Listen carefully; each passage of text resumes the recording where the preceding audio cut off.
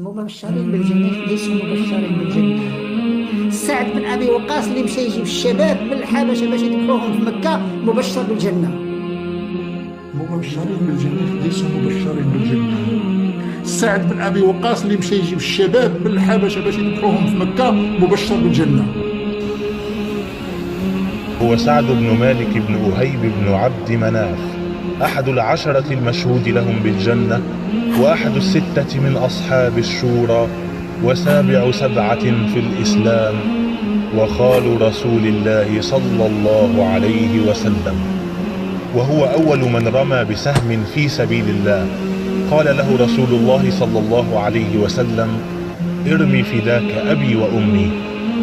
دعا له رسول الله صلى الله عليه وسلم فقال: اللهم أجب دعوته وسدد رميته وحببه إلى عبادك. لما أسلم سعد امتنعت أمه عن الطعام يوما ثم يومين، وأقسمت ألا تذوق طعاما ولا شرابا أو يرجع سعد إلى دين آبائه، فأجابها بقولته الخالدة: والله يا أمي لو كان لك 100 نفس فخرجت نفسا ما تركت ديني. كان سعد قائد معركة القادسية، إحدى أصعب وأهم المعارك في التاريخ.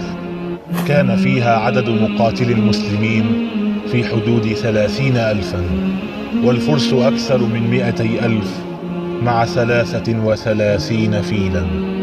دامت الحرب 4 أيام شديدة، انتهت بانتصار المسلمين حتى دخل سعد إلى إيوان كسرى، مطفئين بذلك نار المجوس إلى الأبد.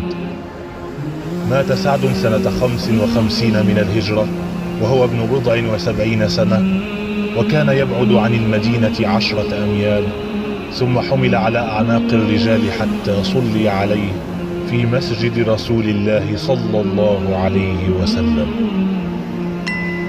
الصحابة هم أفضل الناس بعد الأنبياء وجميعهم عدول، ولا يجوز الطعن ولا الانتقاص منهم، فهم خيرة الخيرة.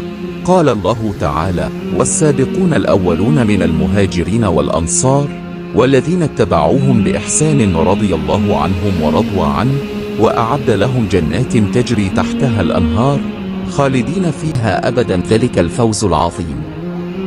فإن الواجب علينا أن نحب صحابة رسول الله صلى الله عليه وسلم لثناء الله عليهم، لإيمانهم به وتصديقهم لنبيه ولنصرتهم له، ولما نفعنا الله به من جهادهم في سبيل نصرة دين الإسلام الذي من الله به علينا وإيصاله إلينا نقيا صافيا.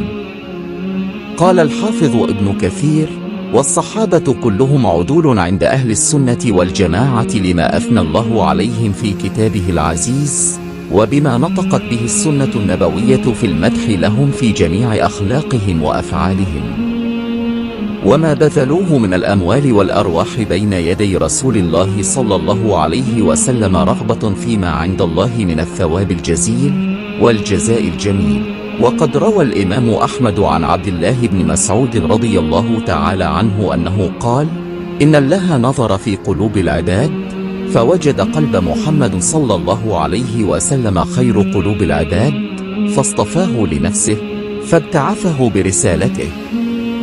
ثم نظر في قلوب العباد بعد قلب محمد فوجد قلوب أصحابه خير قلوب العباد، فجعلهم وزراء نبيه يقاتلون على دينه.